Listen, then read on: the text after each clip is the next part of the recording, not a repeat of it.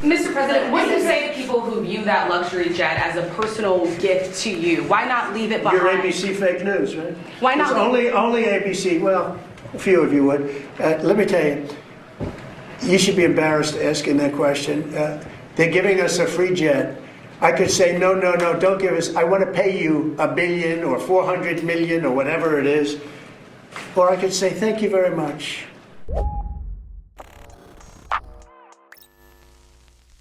And thank you very much is indeed what Donald Trump is saying in response to a free $400 million Boeing 747 that Qatar is giving him to use in lieu of Air Force One. What's wrong with Air Force One, you ask?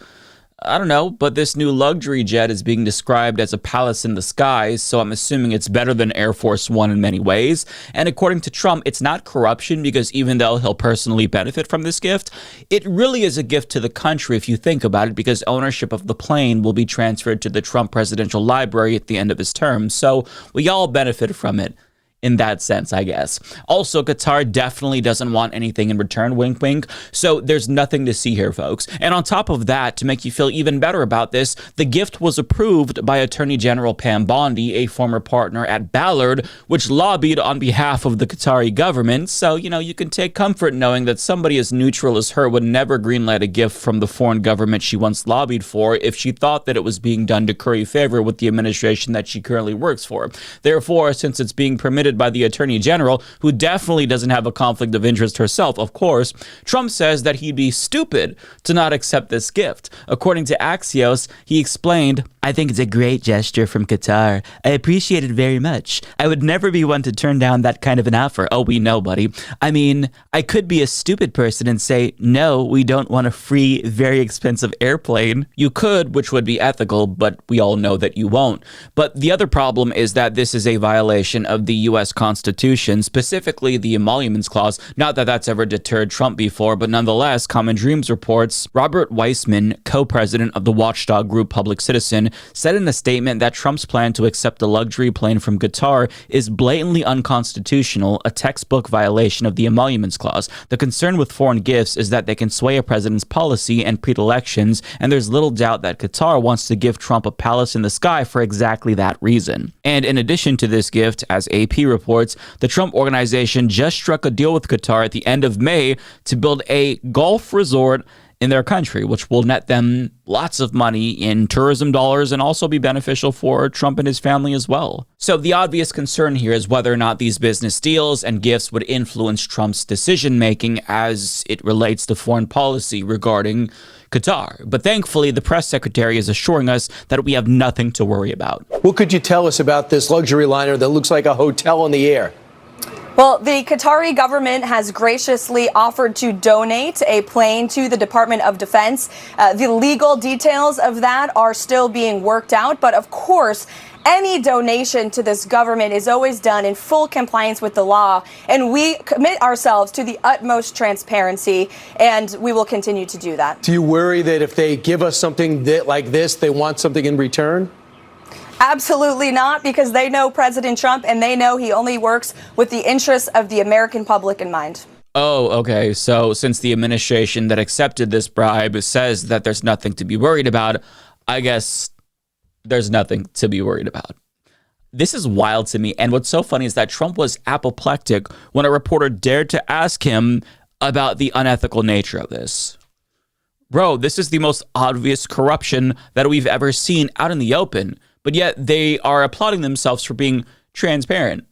Yeah, you're being transparent, but it's transparently corrupt. Being transparent in and of itself isn't good if the thing that we can see you doing is bad, Donald Trump, but he doesn't get it. And he doesn't like that Democratic lawmakers as well as media outlets are sounding the alarm about how brazenly illegal and corrupt this is, which led to this rant from Trump on Truth Social where he says, "So the fact that the Defense Department is getting a gift free of charge of a 747 aircraft to replace the 40-year-old Air Force One temporarily in a very public and transparent transaction so bothers the crooked Democrats that they insist we pay top dollar for the plane. Anybody can do that. The Dems are world-class losers. MAGA." I love how as time goes on, my Trump impression gets so much worse, but I mean, that's all you're going to get, so deal with it.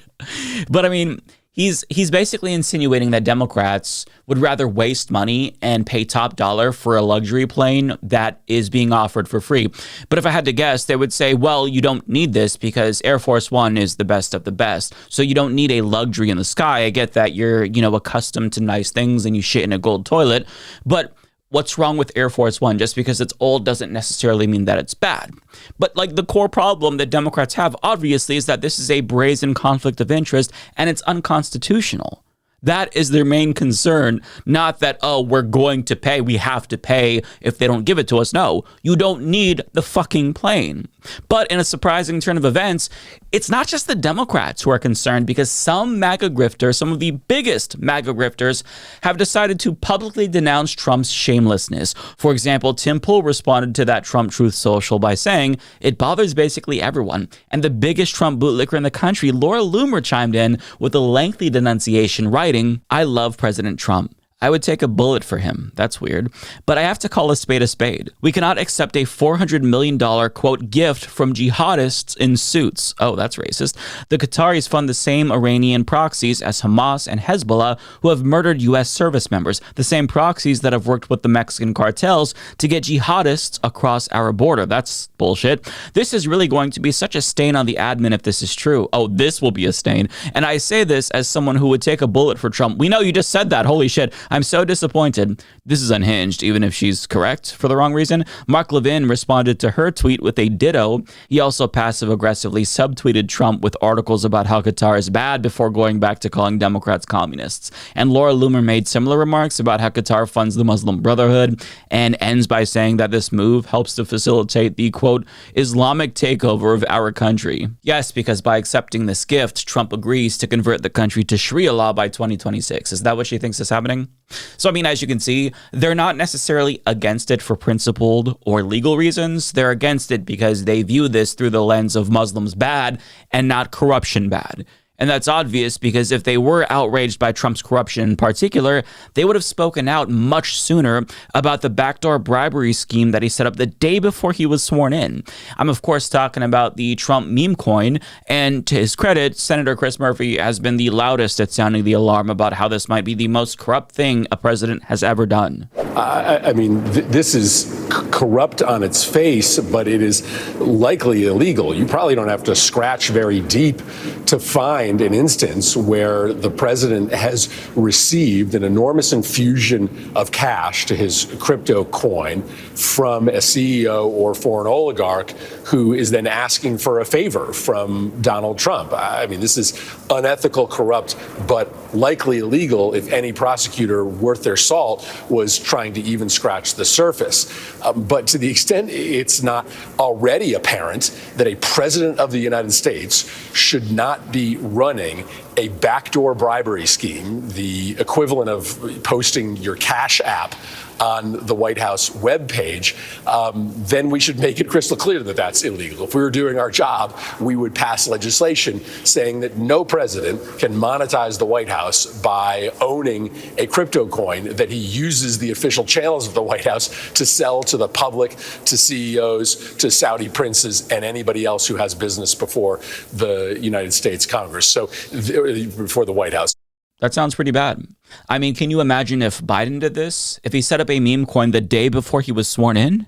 Republicans would never shut the fuck up about this, and rightfully so. I would join them in their condemnation of that overt corruption. But since Trump is doing it, well, they haven't said a peep about it, and they probably won't. So what's happening here is some right-wing grifters, no Republicans, but some grifters managed to accidentally end up on the right side of an issue because of their anti-Arab racism, which is sad, but on brand for these people. To get them to be concerned with actual corruption would require a Democrat to do said corruption. So they're right, albeit for the wrong reason. Nonetheless, they're still right to call him out, but that's where they may have went wrong because the few Trump cultists who spoke out were met with pretty mixed reactions. Some Trump supporters agreed with them and thanked them for being brave enough to call out Donald Trump.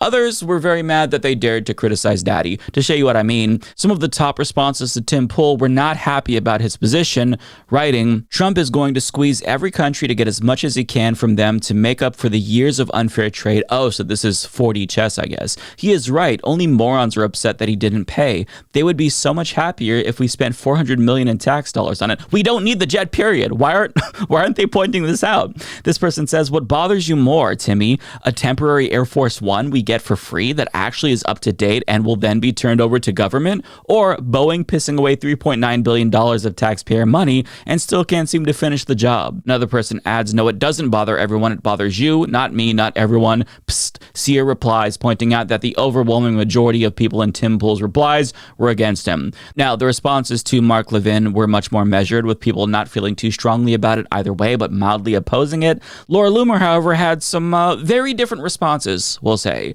with people saying, aren't you Jewish? It's called diplomacy, and it's what Americans voted for. Laura, you attack Trump every day, yet claim to care about him. I disagree. If it pisses off liberals, I'm all for it. You're Jewish. Traitor. I suspect he has a plan, Laura. He knows better. You don't become a billionaire by making mistakes like that. My guess is it will be used by some part of the government for our benefit. Oh, I'm sure.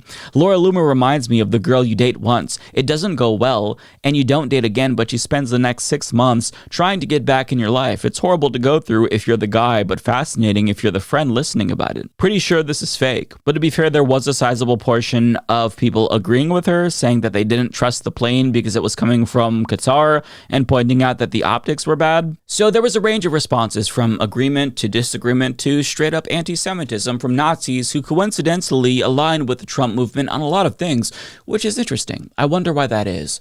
But I mean, this kind of factionalization happens when your entire political project is based on a cult of personality.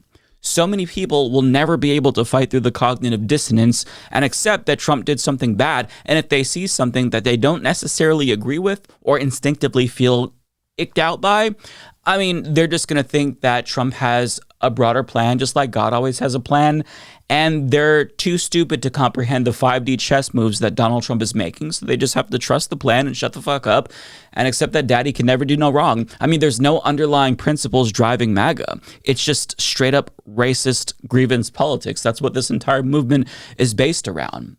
But in the end, I'm not talking about noteworthy Trump supporters calling him out to give them credit. Don't get it twisted, because believe it or not, I don't think you have to hand it to the worst people in the world, especially if they're accidentally right in this isolated instance because of their hatred of Arabs. If they truly cared about corruption, they would have condemned Trump's emoluments clause violations in his first term and the way that Elon Musk systematically gutted agencies overseeing his corporations just weeks into Trump's second term. Not to mention Trump basically doing an ad read for Tesla on the White House lawn, which is unethical at a minimum since Elon Musk was his biggest donor in the last election cycle. So these people don't actually care about Trump being corrupt, and to the extent that they care about conflicts of interest and bribery, it's only insofar as they think Democrats are guilty of doing it. But again, the reason why I'm talking about this is not to give these people credit. It's to point out that when the people who are destroying our country are at each other's throats, you step back and you let them fight. And to the extent that you do intervene, make sure it's only to fan the flames further and not join and support the side that's less wrong, even if they're technically right for all the wrong reasons. With that being said, grab your popcorn and enjoy the show. I'm gonna come.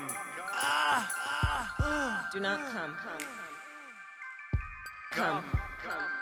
Welcome to the Come Zone.